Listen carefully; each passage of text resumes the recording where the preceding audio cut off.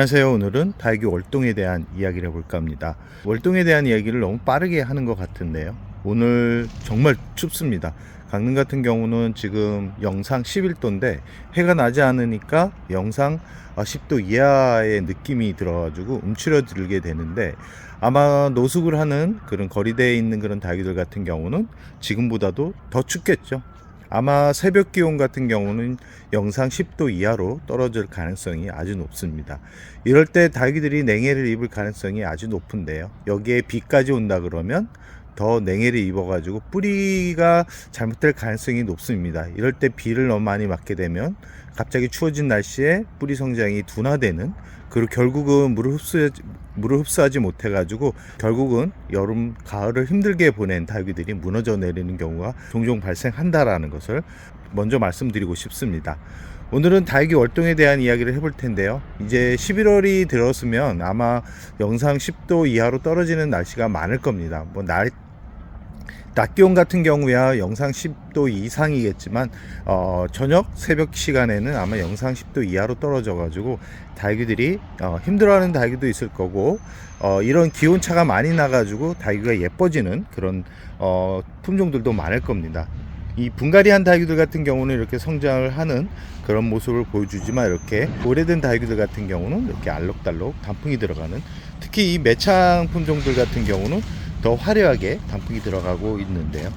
이렇듯 기온차가 나면 다육이들은 예뻐집니다. 그러나 이 예뻐진다라는 게 뭐냐면 뿌리 활동이 둔화된다라고 생각을 하시면 됩니다.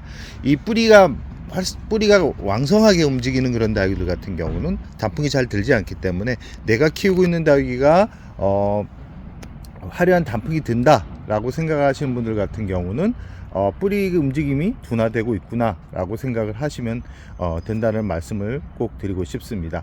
다육이 월동 관리 그렇게 어렵지 않습니다. 이제는 베란다 안을 해를 좋아하는 품종, 해를 그렇게 많이 받지 않아도 예뻐지는 품종, 이렇게 구분을 해 가지고 미리미리 준비를 해야 되는데요. 다육이 월동에 들어서기에 앞서 가지고 이 베란다 안에서 약을 치기가 쉽지는 않습니다. 약을 치는 게 쉽지 않기 때문에 1차적으로 약을 쳐 가지고 얘네들이 안으로 들어와 가지고 공기 흐름이 좋지 않은 상태로 깍지벌레나 탄저 아니면 응애 아니면 곰팡이균이 발생하지 않게 그 환경을 만들어 주는 게 좋은데요.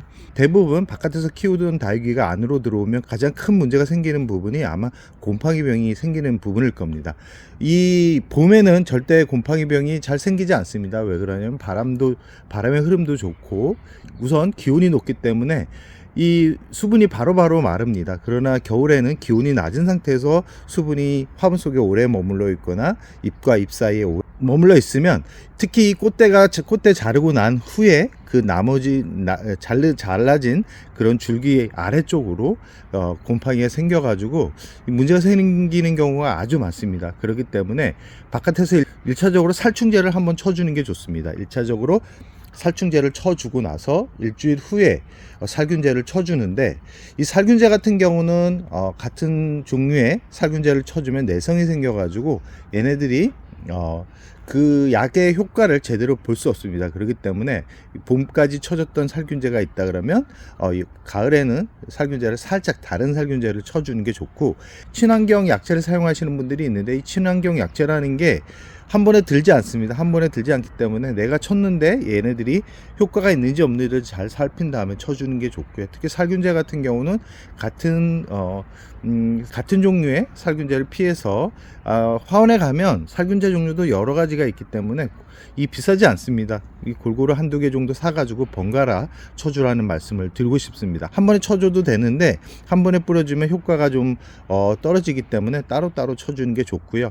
이제 물을 듬뿍듬뿍 주시기 바랍니다. 이 물을 이제는 듬뿍듬뿍 줘야지 얘네 뿌리가 왕성하게 움직이고, 11월 들어가지고 11월 한 중순 정도부터 뿌리가 어느 정도 머무를 겁니다. 이 하영종 같은 경우 뿌리가 어느 정도 이제 둔화되기 때문에 이 11월 중순까지는 물을 듬뿍듬뿍 주는데, 양이 많지 않다 그러면 저명간수로 주는 게 좋습니다. 저명간수로 듬뿍 주는 게 좋고, 저 뒤쪽에 있는 백분 얼굴에 백분이 있는 그런 다육이들 같은 경우는 저면간수로 하루 정도 담가놔도 큰 문제가 되지 않는다라는 말씀을 드리고 싶습니다.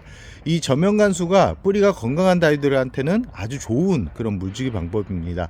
그러나 뿌리가 좋지 않은 그런 다육이들한테는 이 저면간수가 좋지 않은데, 어떤 다육이들한테 저면간수를 하면 안 되냐면, 지금 링고스타 분갈이를 한 지 얼마 안 된 다육인데 이 안쪽을 보시면 잎이 약간 무르고 있죠. 이런 다육이들 같은 경우는 저면간수로 주면 안 됩니다. 이 중요한 게 뭐냐면, 이 저렇게 무르는 잎이 있다 그러면 바로바로 떼줘야 됩니다. 그대로 두게 되면 곰팡이병이 생겨가지고 이 안쪽까지 병균이 타고 올라가고 결국은 성장에 방해가 된다라는 것을 꼭 말씀드리고 싶습니다. 이렇게 11월 중순까지 물을 주는 것을 완료한다 그러면 그 다음에는 이제는 이 안쪽으로 들여야 되는데, 이 서리가 내리기 전까지는 괜찮다라고 말씀하는 분들이 있는데 위험합니다. 솔직히 어느 정도 다육이를 키운 분들은 그 상태까지 놔둬도 되는데, 이 다육이들이 이 영하까지 떨어지지 않으면 잘 버팁니다. 그러나 이 확률적으로 괜찮다라는 거지, 힘들어하는 다육이들이 있습니다. 내가 키우는 다육이가 5개면 5개 중에 하나가 문제가 생길 수도 있기 때문에 너무 위험하게 다육이를 키우지 않는 게 좋다라는 말씀을 드리고 싶고요. 얘네들도 환경에 적응할 수 있는 시간을 줘야 됩니다. 그냥 바깥에서 버티다 안으로 들어오다가 결국 문제가 생기는 경우가 많기 때문에, 이왕이면 한 11월 10 중순 이후부터는 안쪽으로 다 화분을 들여가지고 안정화를 시키는 게 좋다라는 말씀을 드리고 싶습니다. 이 겨울철에 이 해가 부족한 그런 집들이 있을 겁니다. 그런 집들 같은 경우는 물량을 최대한 줄여가지고 얘네들이 웃자라지 않게 만들어주는 게 좋고, 웃자랄 때는 그대로 두는 게 좋습니다. 이리저리 옮겨 다녀봐야 그 웃자람이 멈추지 않기 때문에 최대한 화분은 더 이상 이 안쪽에 자리를 배치하면 움직이지 않는 게 좋고, 물량을 최대한 줄이는 게 좋습니다. 이 바짝 말리는 것도 좋은데요, 이 해가 잘 드는 그런 베란다 같은 경우는 문제가 안 되는데, 해가 들지 않는 그런 환경에서는 최대한 바짝바짝 말렸다가 물을 주는 게 얘네들을 웃자람을 덜 발생시키면서 뿌리가 안전하게 겨울을 날 수 있는 방법이라는 말씀을 드리고 싶고요. 이 거리대는 이 덮개를 꼭 해주셔야 됩니다.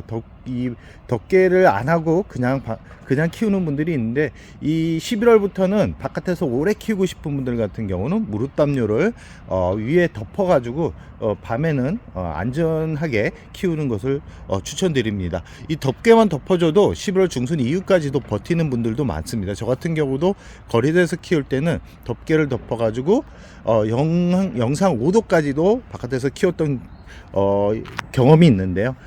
그 이유는 왜 거리대에서 최대한 바깥에서 키우냐면, 얘네들이 기온차가 많이 날수록, 아까도 예뻐진다 그랬죠.